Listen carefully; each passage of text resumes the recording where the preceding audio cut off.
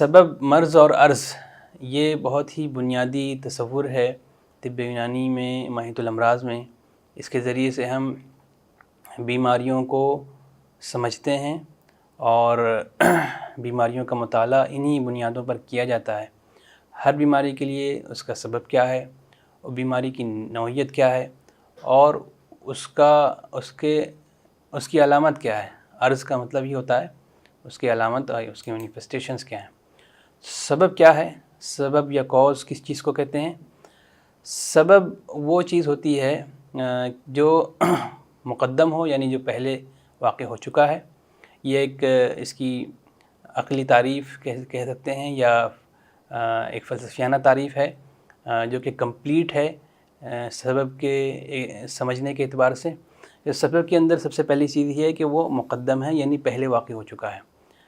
گویا کہ اگر کسی شخص کو بخار ہوا ہے تو اس کا سبب ظاہر ہے کہ اس سے پہلے ہوا ہوگا۔ تو سبب پہلے ہوتا ہے، اور اس سے بدن میں کوئی نئی حالت پیدا ہوتی ہے، یا اس کی وجہ سے کوئی حالت برقرار رہتی ہے۔ تو اگر کوئی شخص صحت کی حالت میں ہے، تو اگر صحت کے اسباب باقی ہیں، جو چیزیں صحت کے لیے ضروری ہیں، جس کا بیان آگے آئے گا، اسباب ستہ ضروریہ، ہوا کا، پانی کا، غذا کا، اور حرکت و سکون کا، اور نفسیات کا، اور اسی طرح نیند اور بیداری کا، اور استفراغ و احتباس کا، ان سب چیزوں کا طبعی طور پر باقی رہنا یہ صحت کے برقرار رہنے کے لیے ضروری ہے۔ اس لیے ہم اسے کہتے ہیں کہ یہ صحت کے اسباب ہیں۔ تو جب سبب صحت کے لیے ہے اور اس کی وجہ سے صحت برقرار ہے، تو ہم یہ کہتے ہیں یہ صحت کا سبب ہے۔ اور اگر صحت کی حالت میں کوئی مرض کا سبب لاحق ہو جاتا ہے، اس سے کوئی نئی حالت پیدا ہو جاتی ہے، تو ہم کہتے ہیں یہ مرض کا سبب ہے۔ یا اسی طرح ہم یہ بھی سمجھ سکتے ہیں کہ ایک بیماری ہو چکی ہے، اور اس بیماری کا جو سبب ہے وہ جب تک زائل نہیں ہو رہا ہے، باقی ہے، اس وقت تک وہ بیماری کی حالت برقرار رہے گی۔ تو گویا کہ وہ سبب بیماری کا بھی ختم نہیں ہوا ہے، اس لیے وہ بیماری کی حالت برقرار ہے۔ اور اسی طرح اگر کسی شخص کو کوئی مرض لاحق ہوا ہے، اس مرض کے لاحق ہونے کے بعد جب صحت کے لوٹانے کی کوشش کی جائے گی، تو وہ اسباب جو صحت کو لوٹانے والے ہیں، جب وہ استعمال کیے جائیں گے اور اس سے نئی حالت، مطلب مرض سے صحت دوبارہ لوٹ کر آ جائے گی، تو ہم یہ کہیں گے کہ یہ صحت کا سبب ہے۔ اب یہاں ایک اگزامپل دی گئی ہے مرض کے اعتبار سے کہ عفونت، یہ مرض حمہ کے لیے سبب ہے۔ تو عفونت سے کیا مراد؟ عفونت سے مراد یہ ہے کہ کسی بھی قسم کی خرابی خون میں واقع ہو جائے، یا جسے جدید زبان میں ہم انفیکشن کہتے ہیں، کہ انفیکشن ہو جائے کسی شخص کو، تو اس سے اس کو بخار ہو سکتا ہے۔ حمہ سے مراد بخار۔ تو حمہ کا مرض یا حمہ کی بیماری، یعنی بخار کسی کو لاحق ہو رہا ہے، تو اس کا سبب ہو سکتا ہے عفونت ہو یا انفیکشن ہو۔ اگرچہ عفونت انفیکشن کے لیے ایگزیکٹ ٹرم نہیں ہے، لیکن سمجھنے کے لیے کہا جا سکتا ہے۔ تو یہ اس کا سبب ہے۔ پھر دوسرا جو تصور ہے وہ مرض یا ڈیسیز۔ مرض کسے کہیں گے؟ ہم یہ مرض کو ڈیفائن اس طرح کرتے ہیں کہ بدن انسان کی وہ غیر طبعی حالت ہے، بدن انسان کی غیر طبعی حالت ہے جس میں بالذات اس کے فعل میں کوئی آفت یا خلل پیدا ہو جائے۔ تو ایک تو یہ ہے کہ وہ بدن انسان کی غیر طبعی حالت ہے، جبکہ صحت طبعی حالت ہے، اور جس میں بالذات اس کے فعل میں کوئی آفت یا خلل پیدا ہو جائے۔ بالذات یہاں پر اس لیے کہا گیا ہے کہ اس وقت جب مرض پیدا ہوا ہے، تو اس مرض کی وجہ سے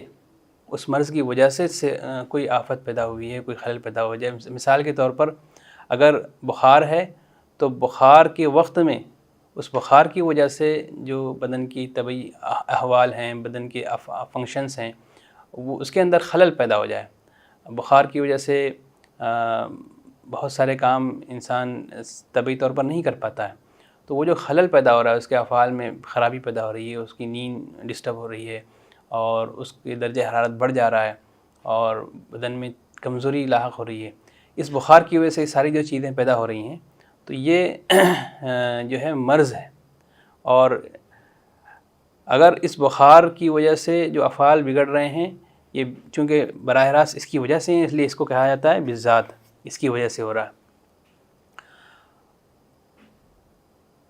اور اگر کسی سبب کی وجہ سے کوئی افعال میں خرابی پیدا ہوتی ہے تو ہم اس کو سبب کہتے ہیں، مرض نہیں کہتے۔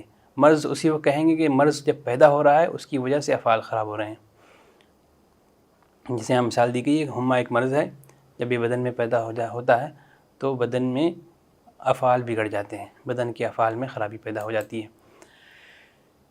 تیسرا اہم تصور ہے عرض، جسے ہم کلینکل مینیفیسٹیشنز کہہ سکتے ہیں۔ مینیفیسٹیشنز، عرض کو آپ علامت بھی کہہ سکتے ہیں۔ علامت تو عرض کیا ہے؟ عرض وہ ہے جو مرض کے نتیجے میں پیدا ہو جاتا ہے، ٹھیک ہے؟ مثلاً مرض ہما کی وجہ سے پیاس اور سر درد جیسے اعراض۔ ایک تو یہ ہے کہ مرض سے جو خرابی پیدا ہو رہی ہے وہ اسی شخص کے اندر اسی وقت میں پیدا ہو رہی ہے، اور اس خرابی کی وجہ سے اس کو ہم مرض کہہ رہے ہیں۔ جیسے سر میں جو درد پیدا ہوا ہے یہ ایک مرض ہے۔ اب وہ جو سر میں درد پیدا ہوا ہے یہ براہ راست بذات پیدا ہوا ہے اس کے اندر۔ اب سر درد کے بعد اس کے نتیجے میں کوئی اور دوسری چیز پیدا ہو جاتی ہے، جیسے مثال کے طور پر وہ شخص جو ہے دیگر کام کرنے سے رک جاتا ہے، یا اس کی نیند بھی اڑ جاتی ہے، تو اب یہ اس کے اعراض ہو جاتے ہیں۔ جیسے یہاں پر مثال اس کی بھی دی جا رہی ہے کہ بخار سے درجہ حرارت کا بڑھنا یہ بذات ہے، لیکن اب بخار کی وجہ سے جو پیاس پیدا ہو رہی ہے اور بخار کی وجہ سے جو سر میں درد پیدا ہو رہا ہے، تو یہ ساری چیزیں اس کے مینیفیسٹیشنز ہیں، اس کے نتیجے میں پیدا ہو رہی ہیں، جو اس کی علامتیں ہیں، ٹھیک ہے؟ تو سبب جو بیماری کو پیدا کرے، بیماری جو اس وقت موجود ہے، جو افعال میں خلل ہے وہ بیماری ہے، اور عرض جو ہے وہ ہے جو مرض کے نتیجے میں علامت کے طور پر ظاہر ہوتا ہے، ٹھیک ہے؟ تو عرض کی جمع اعراض ہے۔ تو ہما ایک مرض ہو گیا، اور پیاس کا پیدا ہونا، سر درد کا پیدا ہونا، یہ اس کی علامتیں ہیں۔ اس کو ہم اعراض کہتے ہیں یا عرض کہتے ہیں۔ علامت اور عرض دونوں ہی الفاظ استعمال ہو سکتے ہیں۔ ان کی مزید اگزامپلس ہم آگے لیں گے، جس کے نتیجے میں اور ہمیں اس کانسیپٹ کو سمجھنا آسان ہو جائے گا۔ یہاں مزید وضاحت کی جا رہی ہے کہ چونکہ عرض کے ذریعے طبیب مرض کی شناخت کرتا ہے، مرض کی شناخت کے لیے ہم عرض کا ہی استعمال کرتے ہیں، اور چونکہ عرض کا استعمال کر کے ہم مزید اس کی شناخت کرتے ہیں، اس لیے اس کو دلیل بھی کہتے ہیں۔ علامت جیسا میں نے پہلے بتایا، اور دلیل اس لیے کہتے ہیں کہ یہ سمٹمز یا یہ مینیفیسٹیشنز یہ اس بات کی نشاندہی کرتے ہیں کہ فلاں بیماری شخص کو ہوئی ہے، اور ان ساری علامتوں سے اندازہ ہوتا ہے کہ یہ شخص فلاں مرض کا شکار ہے۔ تو اس لیے یہ دلیل ہوتے ہیں، یہ علامتیں اس بیماری پر دلیل ہوتی ہیں، اس لیے ہم اس کو کہتے ہیں کہ یہ دلیل بھی اصطلاح اس کے لیے استعمال کی جا سکتی ہے۔ یہاں ہم نے کچھ مثالیں بیان کی ہیں کہ کس طرح سے ایک بیماری سے، ایک کوز سے کس طرح بیماری پیدا ہوتی ہے، اور اس سے اعراض کیسے پیدا ہوتے ہیں۔ جیسے یہاں پر پہلی مثال تو آلریڈی ڈسکس ہو چکی ہے کہ عفونت یا انفیکشن کے نتیجے میں ہما یا بخار پیدا ہوتا ہے، اور اس ہما یا بخار کے نتیجے میں جو اعراض پیدا ہوتے ہیں، پیاس پیدا ہوتی ہے، سر میں درد پیدا ہوتی ہے، ہم اس کو عرض کہتے ہیں۔ دوسری مثال ہے نزلہ حادہ۔ نزلہ حادہ سے مراد ہے کہ جو رطوبات سر کی طرف سے ناک کی طرف یا حلق کی طرف جاتی ہے، جو ناک کی طرف آتی ہے اسے زکام کہتے ہیں، اور جو حلق کی طرف اور چیسٹ کی طرف جاتی ہے اسے کہتے ہیں نزلہ۔ تو نزلہ اور حادہ لفظ استعمال ہوتا ہے جب ایکیوٹ کنڈیشن ہوتی ہے۔ ایکیوٹ مطلب شارٹ ڈیوریشن میں اگر کوئی چیز پیدا ہوتی ہے اور سیویئر فارم میں ہوتی ہے تو اسے حادہ کہتے ہیں۔ تو نزلہ حادہ جو ہے ایک کوز ہوتا ہے، اگرچہ یہ خود ڈیسیز ہے، لیکن اس بیماری کے لیے ریا میں قرحہ پیدا ہونا، ریا کہتے ہیں پھیپھڑے کو.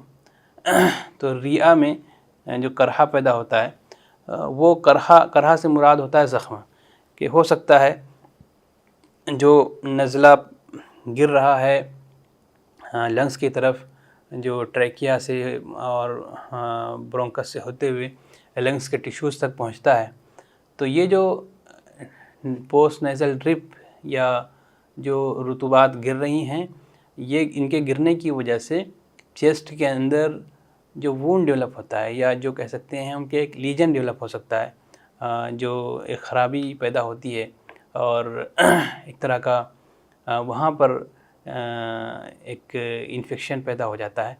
تو یہ اس کا پیدا ہونے کا جب سبب ہے نزلہ حادہ. اگر یہ لنگس کی طرف جاتا نہیں تو یہ بیماری نہیں پیدا ہوتی.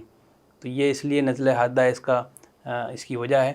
جیسا کہ ہم نے کووڈ میں دیکھا ہے کہ یا اور بھی دوسرے ریسپریٹری ٹریکٹ انفیکشنز میں ہوتا ہے کہ اپر ریسپریٹری ٹریکٹ انفیکشن کوز بن جاتا ہے آگے چل کر کے لوور ریسپریٹری ٹریکٹ انفیکشن کا. پہلے جو ناک اور حلق انوالو تھی وہ آگے چل کر چیسٹ انوالو ہو جاتا ہے، لنگس انوالو ہو جاتے ہیں. تو نزلہ حادہ ریا میں قرحہ کا سبب ہو جاتا ہے. اور اس کی علامتیں کیا ہوتی ہیں؟ اس کی علامتیں جیسے یہ بیان کی گئی ہے، رخسار کا سرخ ہو جانا جیسے نیمونیا میں ہوتا ہے، ایک سرخی یا جو ہے وہ گالوں کے اندر پیدا ہو جاتی ہے، ایک کوز ہوتا ہے، ایک علامت ہوتی ہے. اور ناخنوں کا گول ہو جانا جسے ہم کلبنگ بھی کہتے ہیں، کلبنگ کے نام سے اس کو یاد کرتے ہیں. تو اس کے ذریعے سے اندازہ ہوتا ہے. یہ کرونک ڈیسیزز میں ہوتا ہے عام طور سے. تو اس سے ہم اندازہ لگاتے ہیں بیماری کیا ہے، بیماری ریا میں ہو سکتی ہے. اس لیے ہم اسے کہتے ہیں کہ اس ریا میں قرحہ جو پیدا ہونا ہے بیماری ہے، اس کا عرض یا اس کے اعراض یہ ہیں ناخنوں کا گول ہو جانا اور رخسار کا سرخ ہو جانا.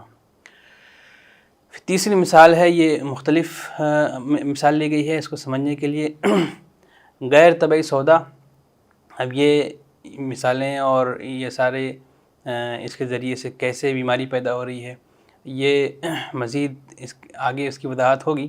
البتہ یہاں چونکہ مثال سمجھانی ہے اس لیے تھوڑا سا ایکسپلینیشن دیا جاتا ہے کہ غیر طبعی سودا دراصل طب یونانی میں جیسا ہم نے پہلے ڈسکس کیا کہ 4 اخلاط ہوتے ہیں، دم، بلغم، صفرا، سودا. تو اس میں یہ 4 اخلاط طبعی ہوتے ہیں، لیکن کئی بار انہی اخلاط میں ایب نارمل کنڈیشنز پیدا ہو جاتی ہیں اور یہ اخلاط غیر طبعی ہو جاتے ہیں، ایب نارمل ہو جاتے ہیں. تو غیر طبعی سودا سے پھر بیماری کون سی ہو سکتی ہے؟ اس میں ایک بیماری ہے مادن خلیہ. دراصل ایک سائیکیٹرک کنڈیشن ہے جس میں پیشنٹ جو ہے وہ اس کے موڈ ڈسٹرب ہوتے ہیں، کئی بار پرسنالٹی ڈس آرڈرز پیدا ہو جاتے ہیں. تو مادن خلیہ میں جو اس کی علامتیں ہیں اس میں ایک علامت ہے بیجا خوف، کہ مریض بلا وجہ گھبراتا ہے اور ڈرتا ہے، ڈر اس کو لاحق ہو جاتا ہے کسی بھی چیز سے. تو یہ بیجا خوف کا پیدا ہونا یہ ایک اس کی علامت یا عرض ہے. اور مادن خلیہ یہ ایک ڈیسیز ہے اور اس کا کوز غیر طبعی سودا ہے. تو امید ہے کہ ان مثالوں سے سبب، مرض اور عرض یہ تینوں چیزیں واضح ہو گئی ہوں گی. ان بٹوینس سبب، مرض اور عرض. سبب میں، مرض میں اور عرض میں آپسی تعلق بھی بیان کیا گیا ہے. یہ لاجیکل عقلی اعتبار سے اس کی تفصیل ہے اور یہ اس لیے بیان کی جاتی ہے کہ ایک کمپلیٹ ڈیفینیشن سامنے آ جائے، کمپلیٹ کانسیپٹ سامنے آ جائے. یہ طب یونانی کا ایک امتیاز ہے. اس لیے یہاں پر یہ بات بھی بیان کی جا رہی ہے کہ سبب، مرض اور عرض کا آپسی تعلق کیا ہوتا ہے. ایک تعلق تو ہم نے دیکھا کہ سبب پہلے ہوتا ہے، پھر مرض ہوتا ہے، پھر اس کے بعد عرض ہوتا ہے. لیکن اس کے اندر اور بھی کچھ چیزیں ہیں، کچھ ڈیفرنٹ سچویشنز پیدا ہوتی ہیں جن مختلف حالات میں ان کے نام بھی بدل جاتے ہیں.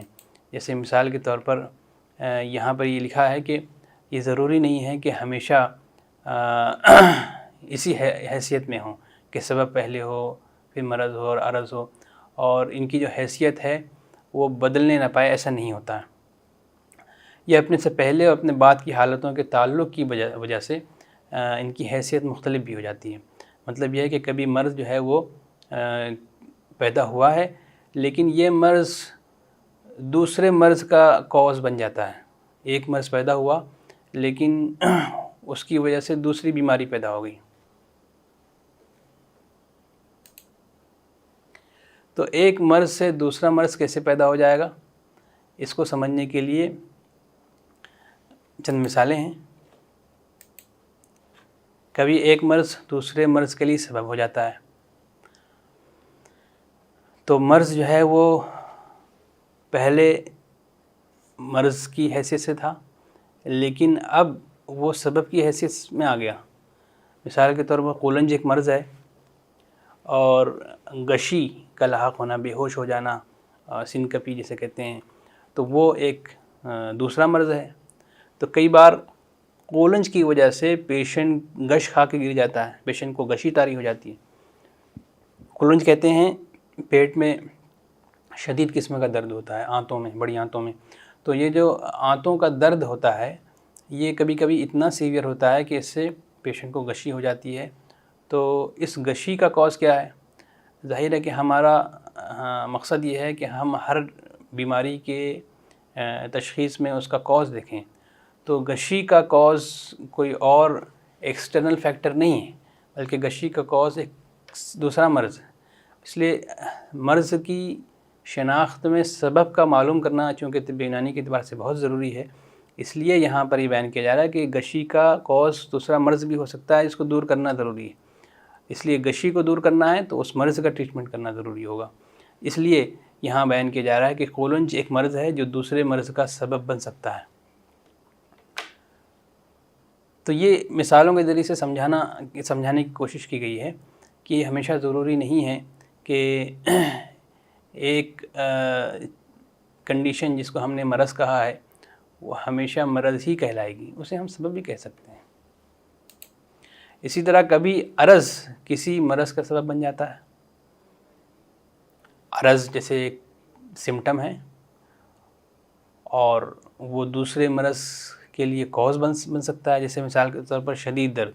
ہم نے بات کی تھی پچھلی مثال میں کہ بخار کے نتیجے میں سر میں درد پیدا ہوا، لیکن درد کا اتنا شدید ہو جانا بھلے وہ بیماری کے مادے کی وجہ سے ہوا ہو، کسی انفیکشن کے نتیجے میں بخار ہوا اور بخار شدید ہو گیا، شدید بخار کی وجہ سے سر میں درد شدید ہو گیا، تو یہ درد کا شدید ہونا ہے۔ اب اس کے شدید ہونے سے، درد کے بڑھنے سے یونانی کا کانسیپٹ ہے کہ وہاں پر جو بیماری کے مواد ہوتے ہیں، فضلات ہوتے ہیں، وہ زیادہ جمع ہو جاتے ہیں، اور فضلات کا جمع ہونا وہاں پر ایک طرح سے سویلنگ کا نتیجہ ہوتی ہے، اور وہاں پر ورم پیدا ہو جاتا ہے۔ ورم کہتے ہیں ایک طرح کی سویلنگ ہے۔ تو ہم مثال کے طور پر پیروں کو لے لیں، پیروں میں کسی وجہ سے شدید درد پیدا ہوا، کسی مثال کے طور پر چوٹ کی وجہ سے شدید درد پیدا ہو گیا، یا بخار کے نتیجے میں شدید درد پیدا ہوا، اور درد اتنا شدید ہوا کہ درد کی وجہ سے مواد کا وہاں مزید اجتماع ہو گیا، مواد مزید جمع ہو گئے۔ تو یہ مواد کا مزید جمع ہونا یہ ورم پیدا کر دے گا، سویلنگ پیدا کر دے گا، جو ایک مرض ہے۔ تو شدید درد اگرچہ ایک عرض تھا، لیکن اس کے نتیجے میں دوسرا مرض پیدا ہو رہا ہے۔ تو اب اس مرض کا، اب ہم کہیں گے اگر ہم سبب، مرض اور عرض کا بیان کریں گے تو ایسی صورت میں ہم یہاں پر مرض کی جگہ اگر ورم لکھیں تو اس کا جو سبب ہوگا وہ شدید درد ہوگا۔ ٹھیک ہے، تو یہ ایک تعلق عرض اور مرض کا ہے۔ اور کبھی کبھی عرض خود مرض بن جاتا ہے۔ ٹھیک ہے، کبھی کبھی عرض خود مرض بن جاتا ہے، جیسے مثال کے طور پر بخار سے پیدا ہونے والا درد سر ایک طرح سے عرض تھا، ایک علامت تھی، لیکن بخار تو ختم ہو گیا، بخار کا علاج کیا گیا، ہم نے دیکھا کہ سر میں درد ہے اور دوسری علامتیں ہیں، تو ہم نے جانا کہ یہ بیماری جو ہے وہ بخار ہے۔ ہم نے بخار کے سبب کا اندازہ کیا، عفونت کو دور کیا، بخار ٹھیک ہو گیا، لیکن سر میں جو درد تھا وہ ٹھیک نہیں ہو رہا ہے۔ تو یہ ٹھیک اس لیے نہیں ہو رہا ہے کہ یہ خود ایک مرض بن چکا ہے، تو جو بخار کی وجہ سے جو ایک عرض تھا، علامت تھی، یہ بھی کبھی کبھی مرض بن جاتی ہے. ایسے بہت سارے حالات ہوتے ہیں. تو ایسی صورت میں جو درد سر ہے، درد سر اب مرض ہے جو پہلے عرض تھا. اس طریقے سے یہ سبب، مرض اور عرض کا آپسی تعلق بیان کیا جاتا ہے.